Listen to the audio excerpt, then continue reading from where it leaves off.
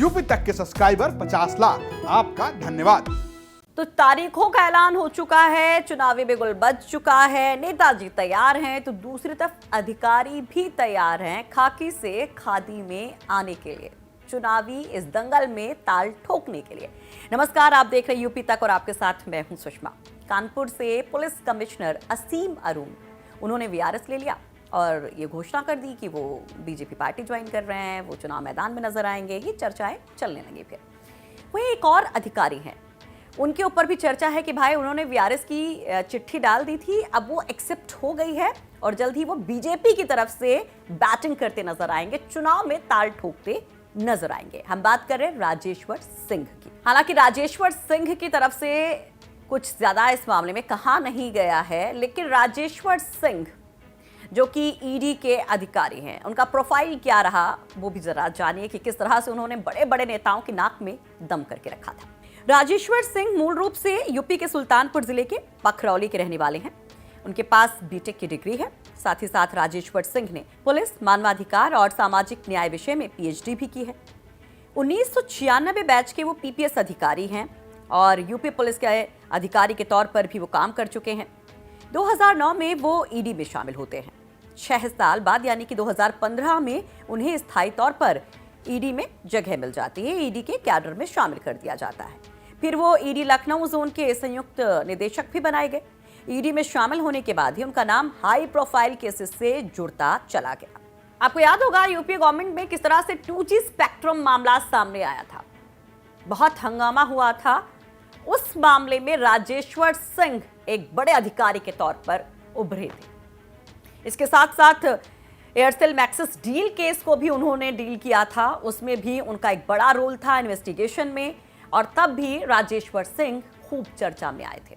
सहारा India के प्रमुख को भी संकट में डालने वाले यही अधिकारी थे। उनका भी काला चिट्ठा इन्होंने ही खुलवाया था। यह कहा जाता है कि उनको जेल पहुंचाने के पीछे इनकी सबसे बड़ी कार्रवाई थी, इनका सबसे बड़ा हाथ था। इसके अलावा भी राजेश्वर सिंह कई सारे स्कैम में तफ्तीश करने वाले अधिकारियों में शामिल रहे हैं, जिसमें कॉमनवेल्थ गेम्स भी शामिल हैं, जिसमें कोल घोटाला भी शामिल है। लेकिन इन सब के बीच में राजेश्वर सिंह पर भी खूब आरोप लगते रहे। उनकी कार्यशैली को लेकर सवाल उठाए जाते रहे, साथ ही साथ उनके ऊपर आय से अधिक संपत्ति का आरोप भी लगा। राजेश्वर सिंह जब पुलिस में थे तो एनकाउंटर स्पेशलिस्ट के तौर पे भी वो जाने गए थे और एक फिल्म में भी राजेश्वर सिंह ने काम किया, जहाँ एक्टिंग में भी उन्होंने हाथ आजमाए, यानी कि एक पुलिस अधिकारी के तौर पर, एक ईडी अधिकारी के तौर पर और सियासत में आने की जो खबरें हैं उसके बीच में एक एक्टर के तौर पर भी राजेश्वर सिंह नजर आ चुके हैं।